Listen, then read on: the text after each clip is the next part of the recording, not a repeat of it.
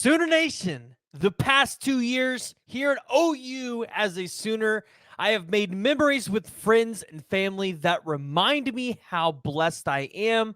I have been able to play football for an amazing group of coaches and alongside men who have become my brothers. More than anything, I have grown in faith and love. I appreciate and cherish these memories and relationships forever. My time in the Palace was a game time experience I will never forget. Sooner Nation, you hold me accountable, and I am better for it. Coach BV, my coaches, and the football staff, I am grateful for your care, knowledge, and insight.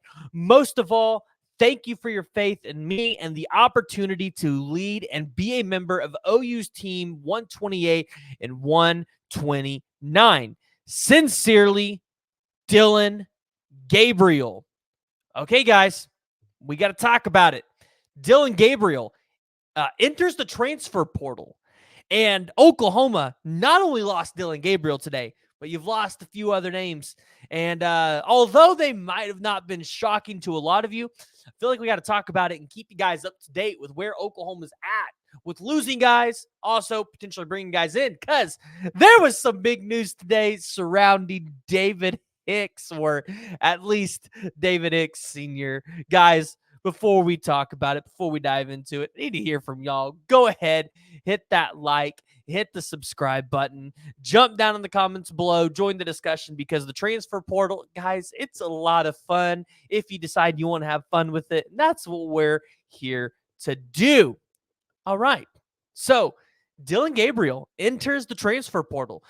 Dillon Gabriel was a guy that you're going to hear from a lot of people say he came in at a time Oklahoma needed him desperately because we lost Caleb Williams. We'd just lost Spencer Rattler. You'd lost Coach Riley. You lost all these players, and he really came in and kind of helped reinstill confidence, faith in this program, especially amongst the fan base.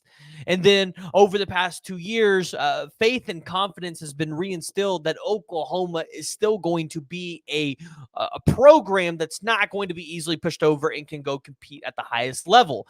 Here in 2023, Dillon Gabriel had 3,660 yards, 30 touchdowns to 6 interceptions. And that's one of his best years. Listen, you know what? You look at 2019, it's right there, but better completion percentage this year. You look at it and say, thank you, Dillon Gabriel, for what you've done at Oklahoma. But it's Jackson Arnold time, baby. And you're going into play Arizona, which before we get into the other transfers, I got to talk about this because I saw this earlier. And I said, there's no way, right? No, Arizona right now is favored by 3.5 against Oklahoma in the Alamo Bowl. Jackson Arnold is going to be, I think, what we all think is going to be the starter for that game. You're going to have Gavin Sawchuk leading the way. You don't have Tawee Walker there. Dalen Smothers decides that the transfer portal. That's one that I wasn't expecting. Just in talking to some people around the Switzer Center, people that know Dalen Smothers, that was not something that anybody, I think, really, truly expected. I know there's some rumors out there, but listen, people throw out rumors all the time. So you look at it, the spread's -3.5 in favor of Arizona, but Jackson Arnold gets an opportunity to get 15 bowl practices in and really try to solidify himself as the future of this program. He can go out here in this game.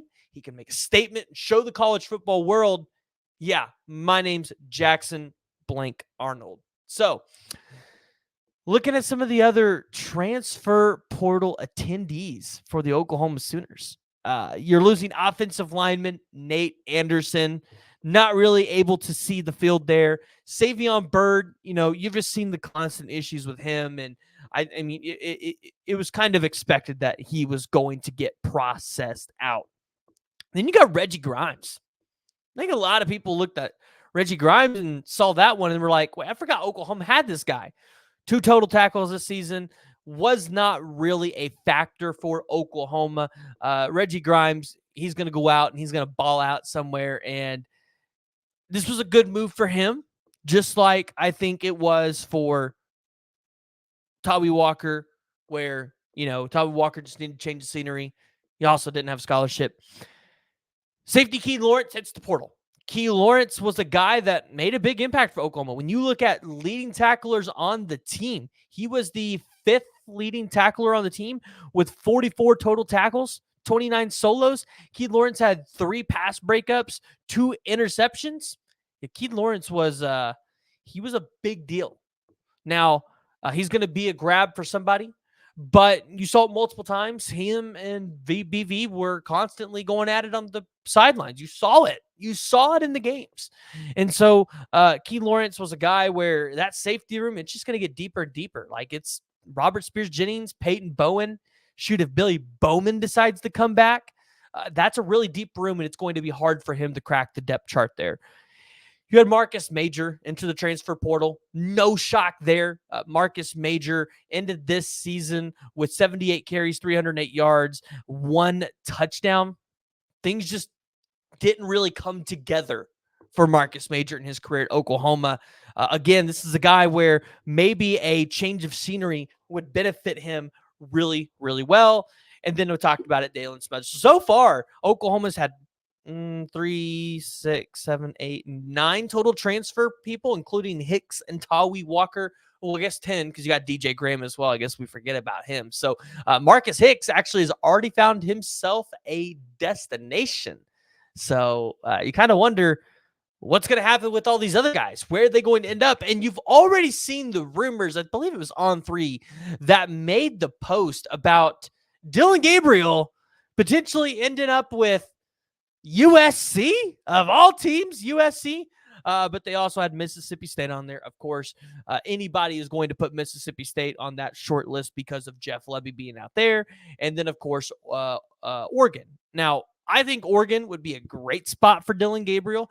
Oregon gets to go out there and play Hawaii. Now, the question is Hawaii or is Oregon going to pony up the bag, which they definitely have, to pay Dillon Gabriel or basically buy him for 1 year? Because that's all you're getting out of Dillon Gabriel. Any of these teams that decide that they want Dillon Gabriel, you're only getting 1 year. Now, will Dillon Gabriel play in the bowl game? Likely not. I think there is still questions because a lot of people did not see him opt out. I think it's pretty much given. If you enter the transfer portal, you're probably not playing in your bowl game. So Dillon Gabriel's career at Oklahoma has officially came to an end. Jackson Arnold time. And I want to hear from y'all's thoughts on that because this is a big one. If you haven't already, make sure you hit that like and hit that subscribe button.